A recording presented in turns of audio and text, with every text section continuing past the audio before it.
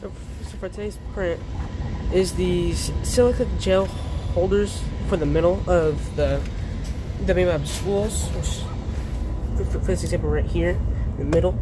There's this part that unscrews, and this part that unscrews. So you can pour it in, screw that on, and screw that on. Which I really like. It makes it so much better.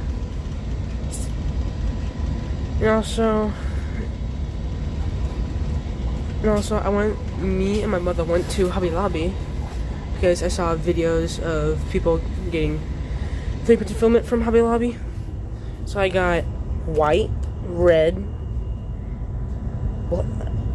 black, and pink. Yeah, black and pink. So it's black on one side, but pink on the other side. And I really like it. It's really nice. That's very cool. So I was gonna test doing a benchy after I do this print.